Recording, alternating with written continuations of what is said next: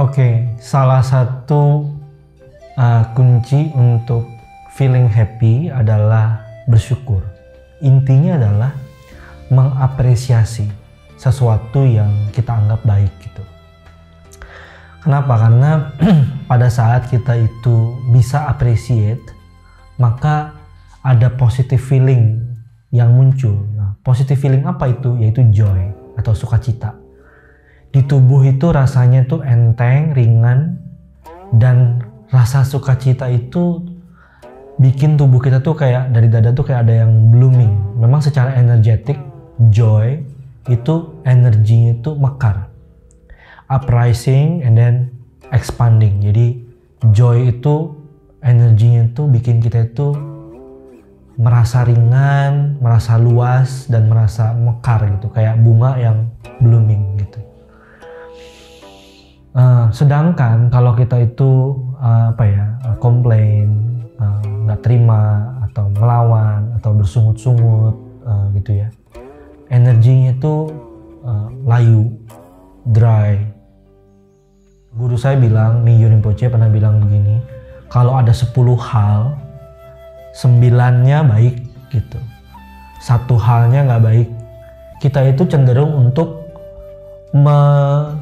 melihat hanya yang 1 yang nggak baik ini, dan kita mendramatisasinya, membuatnya heboh, besar, sehingga 9 yang baik itu nggak kelihatan gitu. Nah, akhirnya hidup kita tuh kayaknya nggak berguna, hidupku kayak gagal, aku jelek, aku nggak bisa ngapa-ngapain, aku nggak sukses gitu. Padahal kalau kita bisa jeli melihat hal-hal yang baik dalam hidup kita, sebenarnya banyak banget. Dan biasanya hal-hal yang baik ini kita perlu lihat mulai dari hal-hal yang sederhana. Hari ini kita masih bisa bernafas. Oh, saya masih bisa bernafas gitu. Saya bisa minum, saya masih bisa menikmati makanan. Kemudian bahkan dalam situasi yang tidak nyaman, contohnya saya tadi pagi saya marah sama anak saya gitu. Kita cenderung cuma melihat bahwa saya marah, anak saya nyebelin. Terus juga kenapa saya gagal, kok saya jadi orang tua nggak baik, saya marah-marah sama anak saya gitu ya. Jadi kita cuma melihat sisi negatifnya. Tapi kalau kita jeli melihat, kenapa kita marah? Karena kita peduli gitu. Artinya kita punya good quality. Oh, ternyata saya masih peduli sama anak saya. Jadi kita bisa melihat dalam situasi yang jelek sekalipun, sebenarnya ada sesuatu yang sifatnya positif gitu. Tapi again, pikiran kita ini karena terbiasa survival mode, maka dia akan langsung spotlight apa yang bermasalah gitu. Dia kecanduan untuk memperbaiki sesuatu atau menyempurnakan sesuatu ya, padahal sebenarnya tidak ada yang kita bilang perfect gitu. Ini adalah belajar bersyukur atas sesuatu yang memang ada. Contohnya gini, saat kita lagi sakit, kita belajar bersyukur.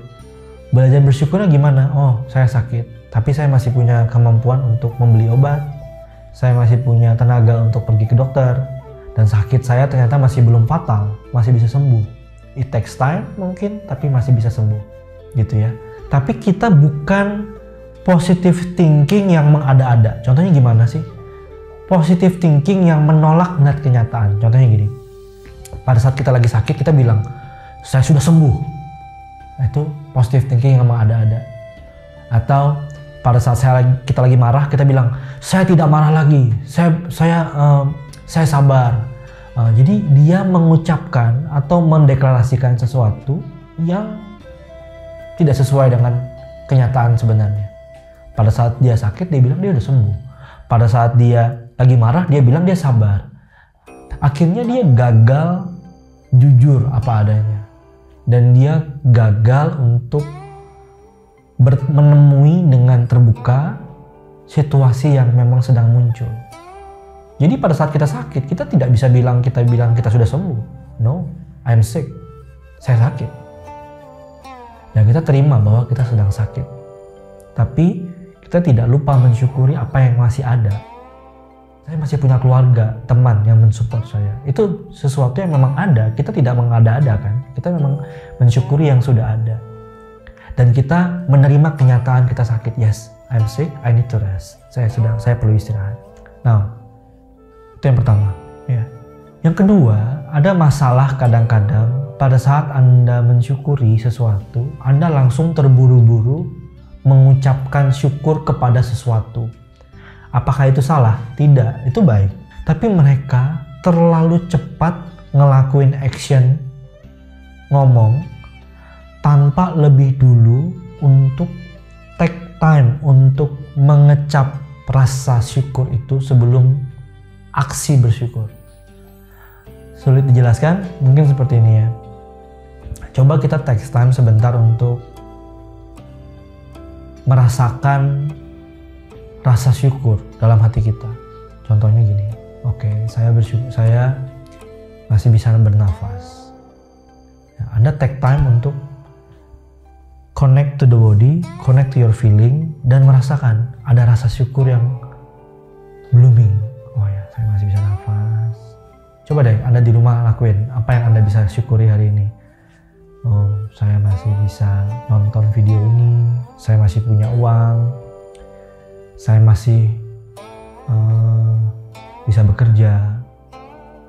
Nah, waktu Anda mulai take time untuk count the blessing, Anda mulai ada rasa syukur yang mekar gitu. Dan stay di situ sebentar untuk meresapi rasa syukurnya. Karena itu akan sangat healing to the body, healing to the mind. And then after that, of course, Anda bisa berdoa ke Tuhan terima kasih. Anda bisa mengucapkan terima kasih ke your colleague. Anda bisa mengucapkan terima kasih ke diri Anda sendiri. Tapi take time. Poin saya adalah take time. Itu akan terasa ringan di badan dan terasa kayak mekar. Kayak bunga yang full of grace and bloom gitu. Nah, coba di rumah, maka Anda bahkan boleh buat satu buku. Jadi jangan cuma punya agenda, tapi kayak punya journal of gratitude. Hal-hal yang kita syukuri hari ini. Sebelum tidur catat 5 atau 10 hal-hal sederhana.